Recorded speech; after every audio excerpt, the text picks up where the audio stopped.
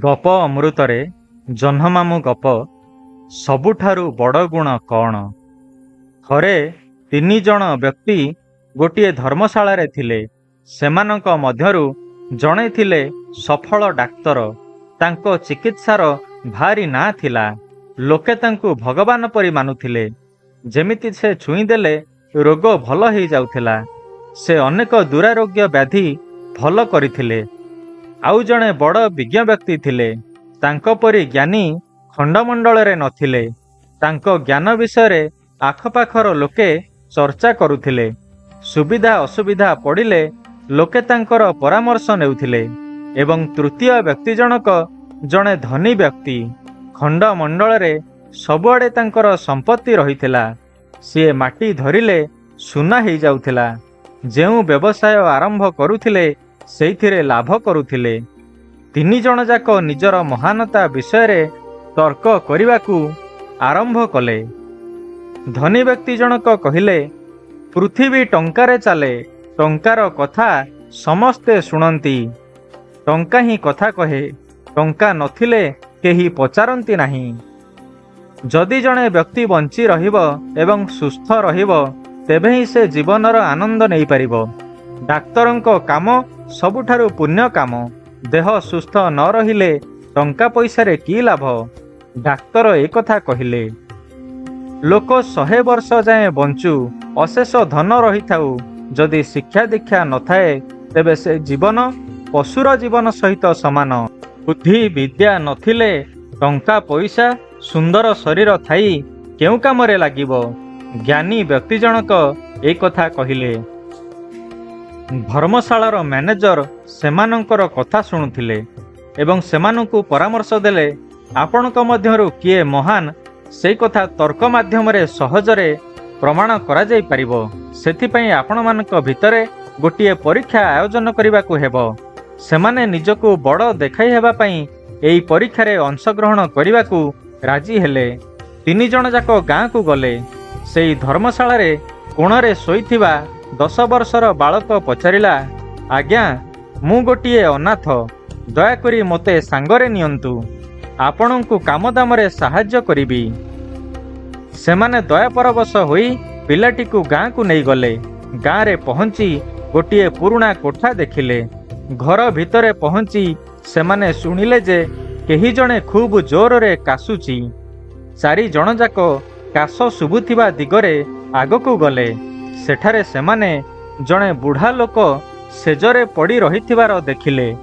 ପିଲାଟି ତାଙ୍କୁ ପଚାରିଲା, ଆଜ୍ଞା, ଆପଣଙ୍କ ଘରେ କେହି ନାହାନ୍ତି?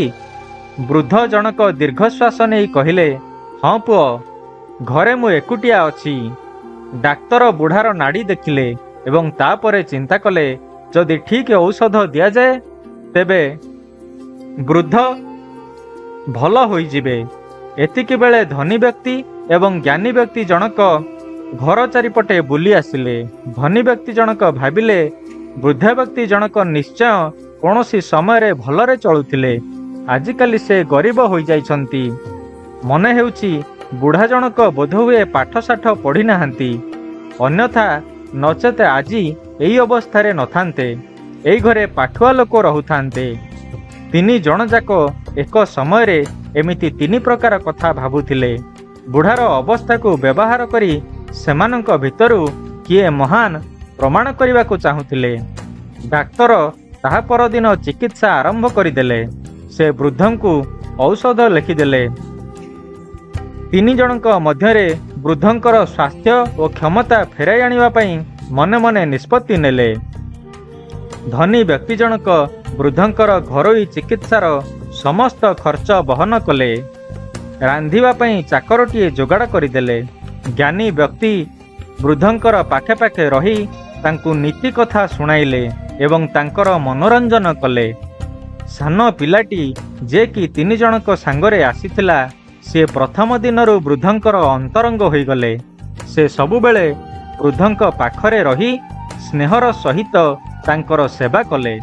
ଆଶାନୁରୂପ ବୃଦ୍ଧ ସୁସ୍ଥ ହେଲେ। 3 ଜଣ ଯାକ ପୁଣି ଯୁକ୍ତିତର୍କ ଆରମ୍ଭ କଲେ। ତିନିହେଁ କହିବାକୁ ଆରମ୍ଭ କଲେ ଯେ କେବଳ ସେ ବୃଦ୍ଧ ଠିକ୍ ହେବା ପାଇଁ ଦାୟୀ। ବୁଢ଼ା ସେମାନଙ୍କ କଥା ଶୁଣିଲେ ଏବଂ ହସି ଦେଇ କହିଲେ, ତୁମେ କେହି ମୋତେ ଭଲ କରିବାରେ ସାହାଯ୍ୟ କରିନାହଁ।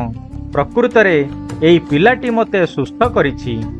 ତା ସାହାଯ୍ୟରେ ମୁଁ ଶକ୍ତି ଫେରି ପାଇଛି। ତୁମମାନଙ୍କ ମଧ୍ୟରୁ ଜଣେ ଧନୀ, ଜଣେ କୁଶଳୀ ଚିକିତ୍ସକ ଏବଂ ଆଉ ଜଣେ ମହାଜ୍ଞାନୀ। ମୋ ପାଖରେ ଏଇ 3ଟି ଗୁଣ ରହିଛି। ମୋ ଟ୍ରେଜେରୀରେ ଟଙ୍କା ଭରି ରହିଛି। ଏକ ସମୟରେ ମୁଁ ରୋଗୀମାନଙ୍କୁ ମରଣ ମୁହଁରୁ ଟାଣି ଆଣୁଥିଲି। ସେମାନଙ୍କୁ ଦୀର୍ଘ ନିରାମୟ ଜୀବନ ଜୀଇଁବାରେ ସାହାଯ୍ୟ କରୁଥିଲି। ମୁଁ ମୋର ଜ୍ଞାନ ପାଇଁ ଅନେକ ପୁରସ୍କାର ପାଇଛି। ଡାକ୍ତର ଭାବରେ ଅନେକ ପ୍ରତିଷ୍ଠା ପାଇଛି। କିନ୍ତୁ ସେମାନଙ୍କ ମଧ୍ୟରୁ କେହି ମୋର ଜୀବନ ରକ୍ଷାରେ ସାହାଯ୍ୟ କଲେ ନାହିଁ। ମୁଁ ମଣିଷମାନଙ୍କର ସ୍ନେହ ଶ୍ରଦ୍ଧାକୁ ଝୁରି ହେଉଥିଲି। ଲୋକେ ମୋର ଟଙ୍କା, ଦକ୍ଷତା ଏବଂ ସମୟ ଚାହୁଁଥିଲେ। ଏହି ପିଲାଟି ଉଦାରତାର ସହିତ ମୋର ସେବା କଲା। ମୋ ପାଖେ ପାଖେ ରହି ମୋର ମନୋବଳ ଫେରାଇ ଦେଲା। ମୋ ମତରେ ପ୍ରକୃତ ସ୍ନେହ ହେଉଛି ସବୁଠାରୁ ବଡ଼ ଗୁଣ। ମୁଁ ବର୍ତ୍ତମାନ ଏହି ପିଲାଟିକୁ ପୋଷ୍ୟପୁତ୍ର ଭାବରେ ଗ୍ରହଣ କରିବାକୁ ଚାହେଁ। 3 ଜଣ ଯାକ ହୃଦୟଙ୍ଗମ କଲେ ଯେ ସେମାନଙ୍କର ଯୁକ୍ତିତର୍କ ଶେଷ ହେବ ନାହିଁ। ଏହାର କୌଣସି ଅନ୍ତ ନାହିଁ ଓ କରିବା ନିରର୍ଥକ।